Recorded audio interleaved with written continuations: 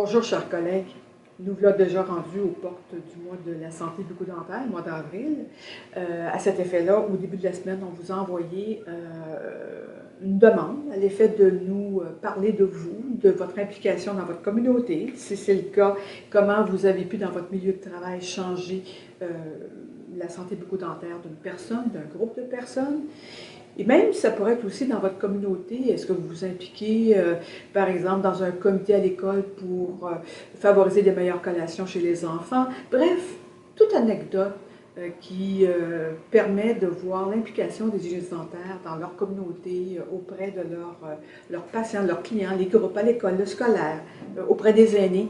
Faites-nous parvenir ça. Ça pourrait bien paraître, là, un tout petit article, ça pourrait bien paraître dans votre journal à vous, régional, le journal régional de votre communauté, de votre village, de votre ville. L'autre chose, on vous a fait parvenir, très fièrement, ce petit ruban-là que je porte aujourd'hui, aux couleurs de l'hygiène dentaire, aux couleurs de la compassion, aux couleurs du mois d'avril. On vous invite à devenir 6000 ambassadrices, ambassadeurs de l'accessibilité aux soins bucco-dentaires, à la compassion pour obtenir finalement des soins bucco-dentaires qui soient beaucoup plus accessibles pour la population du Québec, pour vos communautés à vous. Et ça passe aussi par une juste reconnaissance de vos compétences auprès de ces populations-là. Donc, ça m'amène au dossier de la modernisation. Écoutez, l'année passée, à peu près à ce temps-ci de l'année, je vous parlais des orientations de l'Office et c'était de très bonnes nouvelles, mais on a encore de meilleures nouvelles parce qu'on est en train de bonifier ce dossier-là. On a eu jusqu'à maintenant 3 rencontres avec l'Ordre des dentistes à l'Office des professions. Le dossier va bien. On sait que pour vous autres, ça peut être un peu plus difficile parce que vous n'êtes pas dans l'action, vous ne savez pas ce qui se passe. Mais je pense que là, il faut vraiment, vraiment faire tous les efforts, puis c'est ce qu'on fait à l'Ordre, de moderniser cette profession-là, c'est-à-dire d'actualiser. Prenons juste le champ de l'orthodontie, on n'en est plus juste à la tâche des fils et des boîtiers et la pose de boîtiers. On va beaucoup plus loin que ça.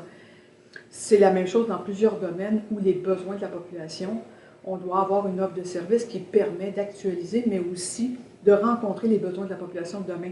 Donc, on travaille, je pense que vous aurez certainement une belle surprise au cours de l'année 2017. En tout cas, on travaille fermement à obtenir finalement une pleine reconnaissance des compétences, mais aussi pour remplir au fond notre mandat de protection du public, s'assurer que les services qui sont rendus puissent rencontrer les besoins de la population de demain.